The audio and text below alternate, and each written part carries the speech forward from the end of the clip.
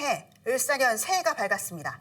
새해를 맞아 BTV 인천 뉴스는 우리 지역 단체장들과 함께 새해 설계를 짚어보는 시간을 마련했는데요. 오늘은 강범석 서구청장 모시고 올 한 해 서구의 청사진을 들어보도록 하겠습니다. 청장님 안녕하십니까? 안녕하세요.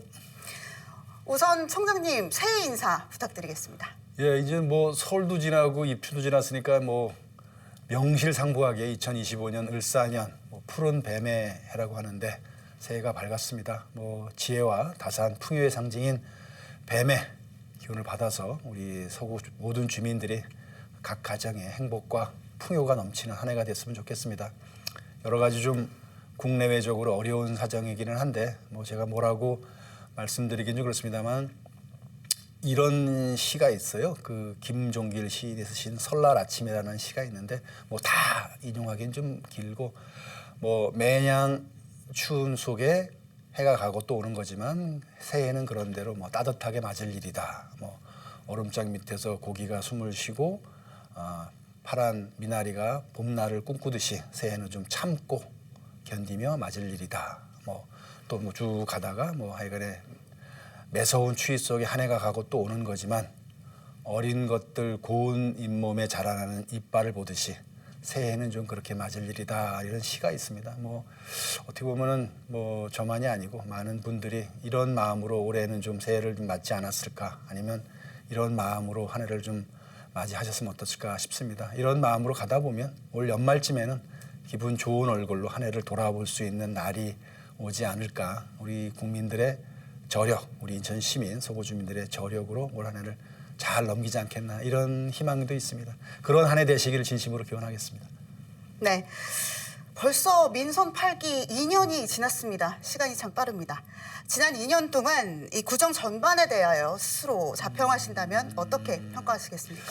뭐 사실 뭐 서구가 이제 거의 36년째가 됐는데요. 그 뭐 2년을 따로 띄어서 뭐 어떤 특별한 의미를 갖는다기보다는 그 세월 속에 또 다른 한 해를 만들어 나온 시간이라고 보죠. 그러면 이제 도시라는 게 외형적으로 하드웨어 차원에서 도시를 만들고 확장하는 측면 하나가 있고, 그다음에 도시 안에서 사람들이 어떠한 삶을 누리며 살아가도록 지원하고 도울 것이냐에 관한 뭐 이걸 뭐 소프트웨어 측면이라 볼 수도 있는데 이 두 가지 측면에서 서구는 뭐 그런 대로 계속 확장되고 성장하고 깊이가 깊어졌다고 봅니다. 뭐 우리 뭐 청라나 검단 신도시가 착착 잘 개발이 완료되고 있고 우리 루원시티처럼 아주 대표적인 그 원도심 재생 사업인데 어느 정도 이면 이제 중심 상업구역을 제외한 나머지 구간이 어느 정도 마무리가 됐고요. 또 이 도시들을 다른 지역과 연결시키는 철도나 도로 같은 또 광역 교통망 확장에 관한 문제 그리고 이제 원래 인천이었던 우리 뭐 가자동, 성남동, 가정동을 포함한 원도심 지역의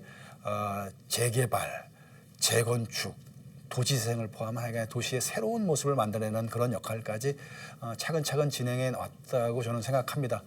뭐 어떤 것이 더 중요하냐 덜 중요하냐를 떠나서 도시가 이렇게 그 시간의 축적에 따라서 그 도시의 외형적인 모습, 내면적인 모습이 다 진행되어 왔고 또 내면적인 모습에서도 우리가 작년에는 우리가 서구복지재단을 출범시킨 바가 있습니다. 한 6년 전에, 7년 전에 서구문화재단을 출범시키면서 서구 주민이 여기 살아나가는 데 필요한 삶의 질, 복지와 문화예술에 대한 혜택에 관한 부분도 조금 체계적으로 좀 정비해 왔다고 보고요.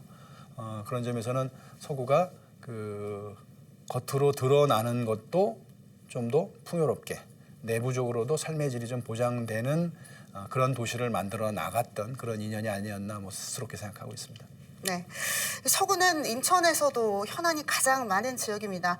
서구가 올해 중점적으로 추진하는 정책은 어떤 현안들이 좀 있을까요? 뭐 조금 전에 말씀드린 것처럼 뭐 도시가 계속 성장하고 도시의 삶의 질을 좀 풍요롭게 하는 문제는 지속적으로 가는 거죠. 그리고 또 하나는 아시다시피 올해는 아무래도 내년 7월 1일자로 예정되어 있는 이제 서구 분구 문제, 검단구의 출범을 준비하는 아마 대부분의 준비는 올해 안에 끝날 것 같습니다. 그걸 잘 준비하고 또 분리가 되는 서구의 명칭을 바꾸는 문제에 대해서도 저희가 올해 안에는 아마 상반기 중에 그거는 해결이 될 거라고 보고요. 그래서 전반적인 일들은 뭐 해오던 방식대로 잘 진행이 되겠습니다. 특히 그중에 올해는 저희가 특별히 이 청년층에 관한 관심, 그다음에 우리 주민들의 일자리에 관한 관심을 조금 다른 차원에서 한번 접근해 보려고 합니다. 이제 뭐 모든 청년들에게 그 새로운 기회와 가능성을 주는 것도 되게 중요하고요. 특히 그 중에서 이제 어떤 청년들 보면은 이제 부모 밑에서 성장하지 않고 성장하다가 이제 스스로 서야 되는 우리가 말하는 이제 자립준비 청년들에게 그 사회에 발을 잘 디딜 수 있게 우리 사회가 어른들이 어떻게 도와주실 건가에 관한 문제를 조금 구청이 본격적으로 좀 관심을 가지려고 하고요. 그다음에 이제 그 스스로를 어떤 특정 공간에 가두는 그리고 주변과 연계가 끊어진 우리 흔히 말하는 고립 은둔 청년에 관한 문제가 있는데 이 청년들을 어떻게 다른 청년들과 다른 어른들과 같이 대화하고 소통하고 손잡고 일할 수 있는 광장으로 나오게 할 것인가에 관한 문제를 좀 본격적으로 우리가 좀 고민해보고 어떤 시범 사업을 해보려고 합니다. 거기 더해서 이제 아직 초기 단계라 아마 제가 마무리를 지을 수 있을지 잘 모르겠습니다만 일자리 주식회사 방식으로 해서 우리가 이제 그 주민들에게 좀 다른 방식의 일자리를 좀 직접적으로 제공할 수 있는 것들을 한번 좀 고민해 보려고 하죠.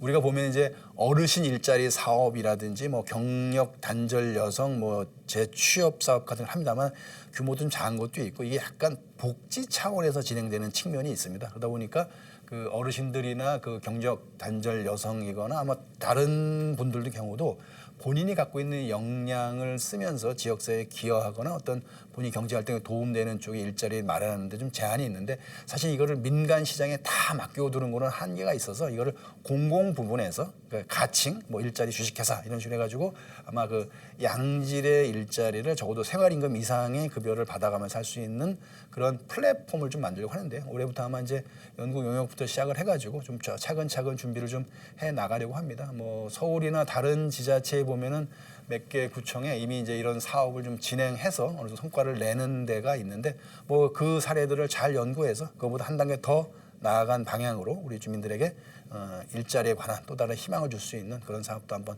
구상해 보고 있습니다. 네, 청년 일자리 사업에 대해서 굉장히 관심이 많으신 것 같습니다. 다음은 조금 민감한 질문을 드려야겠습니다.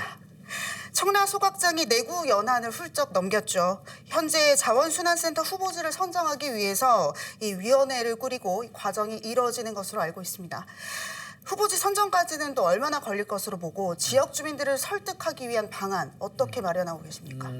뭐 현재 아시는 건 절차는 2023년도에 그 우리가 이제 입지선정위원회를 출범을 시켜서 그 사이에 34군데 그 가능한 예상 후보지를 전부 추려서 그걸 갖다가 평가를 하고 뭐 정성 평가, 정량 평가를 다 했죠. 그래서 뭐 이게 한 열 몇 개로 좀 줄였고 근데 이제 이게 다음 단계로 진행되기 위해서는 전략 영향 평가라는 절차를 진행해야 됩니다. 그걸 하기 위해서는 최소한 3개 정도의 후보지를 정해서 그걸 대상으로 전략 영향 평가를 하고 그 평가가 끝난 3군데 중에 한 군데를 최종 입지로 선정한 뒤에 그 하나가 선정된 데를 대상으로 또 다른 차원의 이제 환경 영향 평가를 하고 그렇게 되면 이제 이거에 대한 이제 그 결과를 가지고 주민들에게 이제 주민들의 의향과 뜻을 이제 묻게 돼 있는 건데 현재는 그 열 몇 개로 줄여진 것 중에서 전략 영향 평가를 위해서 이제 3개까지로 좀 줄이자 그런데까지가 논의가 돼 있고요. 그 3개를 지정하거나 어디 선정하지는 아직 않았습니다. 그리고 이제 언제 진행된 거를 지금 여기서 뭐 특정해서 말씀드리기 좀 어려운 게 이런 논의 과정 그리고 이제 주민들과의 어떤 소통의 과정이 있다 보니까 뭐 이게 서두른다고 그래가지고 빨리 끝날 일은 좀 아니기 때문에 이제 가급적이면 올해 안에 이제 그 전략 영향 평가 정도까지가 어느 정도 진행이 되면 좋겠다라는 희망은 있습니다만은 그런 우리가 정해놓은 시간표에 맞춰서 진행되는 것보다는 그 주민들과의 충분한 소통을 통해서 주민들의 공감과 그 지원 속에 이 문제가 좀 마무리되는 게 좋겠다 이렇게 생각을 하고 있습니다. 네. 아까 주요 정책에서 말씀하셨습니다. 2026년 7월 1일자로 서구와 검단구가 분구가 됩니다. 현재까지 이 분구 진행 상황에 대해서 주민들이 굉장히 궁금해하십니다. 뭐 아마 분구에 관심이 있으신 거는 뭐 이제 제가 알고 있기로는 경계에 대해서 일부 말씀하신 분이 있긴 하지만 뭐 그거보다는 이제 앞으로 이제 출범하는 검단구의 청사를 어떻게 할 거냐, 어느 위치에 할 거고 어떻게 할 거고, 그다음에 신청사는 언제 할 거냐, 그다음에 뭐 검단구 앞으로 이제 출범해서 26년 7월 1일자로 분구가 됐을 때 이게 뭐 아무 문제 없이 행정적으로 이렇게 턴오버가 될 거냐 이런 거에 대한 관심일 텐데요. 일단 그거에만 관심을 가셔도 되는 게 나머지 이제 그 우리가 행재정적으로 서구와 검단구를 분리해내는 작업은 현재 진행 중입니다만은 그런 일들은 우리 공무원들이 잘 하고 있습니다. 그건 믿어주셔도 되고요. 그다음에 이제 그 내용적으로는 이제 임시청사를 마련하는 문제도 저희가 뭐 여러 가지 검토를 거쳐서 어느 정도 이제 그 윤곽은 잡았습니다. 근데 이게 이제 우리 이번에 그 검단구 분구 문제가 이제 뭐 우리만의 문제가 아니고 인천시의 행정체제 개편의 일환으로 진행되기 때문에 중구동구를 합쳐서 제물포구를 만들고 영종구를 신설하는 문제에 물려서 인천시와 협의를 거쳐서 인천시가 최종적으로 전반적인 행정체제 개편의 내용과 앞으로의 방향 계획에 대해서 설명하는 절차가 있을 겁니다. 아마 다음 주쯤이면 시장님을 모시고 아마 그런 공식적인 발표 자리가 있을 것 같은데 임시청사는 저희가 이제 뭐 한 3가지 안을 놓고 고민을 해왔습니다만 이제 저희가 주민들에게 일부 설명드린 것처럼 이제 그 시간이나 여러 행정적 재정적 여건을 감안했을 때 모듈러 방식으로 임시청사를 좀 마련해서 그 당분간 운영하고 그다음에 시와 내부적으로 협의된 거는 한 임시청사를 쓰는 기간은 이제 뭐 길어도 7년 이상은 넘어가지 않도록 7년 26년 7월 1일 출범 이후에 7년 안에 본청사 준공까지도 마무리하는 거를 계획으로 놓고 진행하고 있습니다. 뭐 그 과정에서 검단구의 재정 여건상 뭐 여러 가지 필요한 임시청사에 대한 뭐 임대료 문제라든지 뭐 우리 분구에 필요한 여러 가지 재정적으로 뭐 어려운 거 아니냐. 그거를 제가 볼 때는 좀 너무 지나치게 걱정은 안 하셔도 되는 게 이게 지금 뭐 어디 딴 동네 보내는 게 아니고 그냥 그 경계만 나눠서 그 옆에 인천시 안에 그대로 있는 거고 검단구가 분구가 돼도 거기도 마찬가지로 국회의원이 계시고 구청장이 계시고 인천시의원과 그 검단구의원이 다 계시고 지역사회 어른들도 계시고 시민단체 다 있습니다. 거기서 검단구에 대해서 어떤 불이익이나 불평등한 조치가 이뤘을 때 그분들이 그걸 넘어갈 일도 없는 거고 그리고 그러한 일이 생기지 않도록 지금 단계에서부터 여러 가지를 형평에 맞게 준비를 잘 하고 있으니까 뭔가 미리 너무 걱정하지 않아도 좋다. 대신에 우리가 이제 그 주민들에게 행정 편의를 제공하고 효율성을 제고하기 위해서 진행되는 행정 체제 개편이 우리 주민들의 축복과 박수 속에서 잘 이루어질 수 있도록 주민들이 좀 성원해 주시면 고맙겠다 이런 말씀드리겠습니다. 마지막으로 서구민들에게 하시고 싶은 말씀이 있다면 한 말씀 부탁드립니다. 제가 무슨 말씀드리겠습니까만은 지금 아시는 것처럼 여러 가지로 국내외적으로 어려운 세상인데 그 어려운 세상에 원인을 어디서 찾느냐보다는 우리가 이제 다시 한번 저는 역지사지라는 말, 그다음에 소통이라는 말의 의미에 대해서 한번 다시 한번 생각을 합니다.